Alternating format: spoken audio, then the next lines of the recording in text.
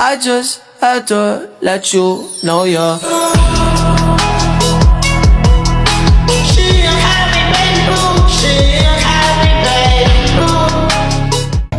Assalamualaikum warahmatullahi wabarakatuh. Kami dari kelompok 3 akan mempresentasikan video tentang uji tanda. Jadi untuk materi yang pertama yaitu pengertian dari uji tanda. Uji tanda atau sign test adalah metode statistik non parametrik yang digunakan untuk mengetahui terdapat perbedaan antara dua data yang berpasangan. Analisis pada uji tanda ini dilakukan dengan melihat arah perubahan dari data tersebut, yaitu apakah terjadi peningkatan atau penurunan nilai. Perubahan tersebut dinyatakan dalam bentuk tanda, yaitu jika tanda plus maka nilai meningkat, dan jika tandanya minus artinya nilai tersebut turun. Baik, selanjutnya yaitu materi karakteristik uji tanda. Yang pertama yaitu termasuk metode statistik non parametrik. Yang kedua digunakan untuk data berpasangan, misalnya data sebelum dan sesudah perlakuan. Yang ketiga, analisis hanya melihat arah perubahan data, yaitu positif atau negatif. Yang keempat, tidak memperhitungkan besar selisih nilai, tetapi hanya arah perubahannya. Dan yang terakhir, memiliki perhitungan yang sederhana sehingga mudah digunakan dalam penelitian. Baik, selanjutnya ada tujuan dari uji tanda. Uji tanda digunakan untuk menguji ada atau tidaknya perbedaan antara dua data berpasangan seperti sebelum dan sesudah perlakuan. Yang kedua ada uji. Uji ini termasuk dalam statistik non parametrik dan digunakan ketika data tidak memenuhi asumsi distribusi tersebut atau distribusi normal. Dengan uji tanda, peneliti dapat mengetahui apakah suatu perlakuan memberikan pengaruh terhadap data yang diteliti berdasarkan arah atau perubahannya, naik atau turun. Selanjutnya ada tabel uji tanda atau R-tabel. R-tabel merupakan nilai kritis yang digunakan sebagai pembanding nilai R hitung dalam uji tanda. Nilai ini ditentukan berdasarkan jumlah pasangan data atau N dan tingkat signifikan A. Contoh R-tabel pada taraf signifikan 0,05. N5 R-tabel 0. 6, 1, 7, 1, 8, 1, 9, 2, 10, 2. Cara menggunakan tabel yaitu tentukan jumlah pasangan data atau N. Tentukan tanda plus dan min dari setiap pasangan data. Hitung jumlah masing-masing tanda. Ambil jumlah tanda yang paling sedikit sebagai R hitung. Bandingkan R hitung dengan R tabel. Kriteria keputusan. Jika R hitung lebih kecil dari sama dengan R tabel, H0 ditolak, terdapat perbedaan atau pengaruh. Jika R hitung lebih besar dari R tabel, H0 diterima, tidak dapat perbedaan. Selanjutnya yaitu langkah-langkah uji tanda. Langkah-langkah uji tanda ada 7.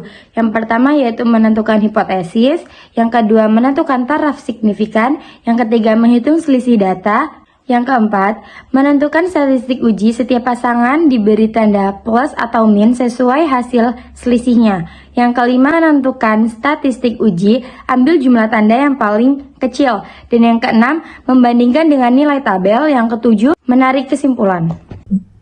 Oke, selanjutnya kita akan mengerjakan soal uji tanda di SPSS, yaitu seorang peneliti ingin mengukur peningkatan pengetahuan petani sebelum dan sesudah pelatihan di Kecamatan A untuk diambil sampel sebanyak 10 petani. Ini adalah data yang kita peroleh dan alfanya kita akan menggunakan 0,05. Kemudian kita akan membuat hipotesisnya, yaitu H0 tidak ada peningkatan pengetahuan petani antara sebelum dan sudah pelatihan. Untuk satunya ada peningkatan pengetahuan petani antara sebelum dan sudah pelatihan. Sebelum itu kita akan buka aplikasi SPSS, kemudian kita akan copy paste yang bagian sebelum. Setelah itu kita akan tempel di bagian pertama.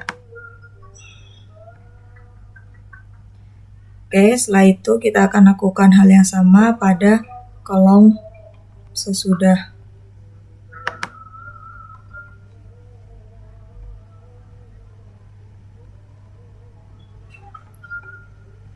Oke, kita akan taruh di sampingnya.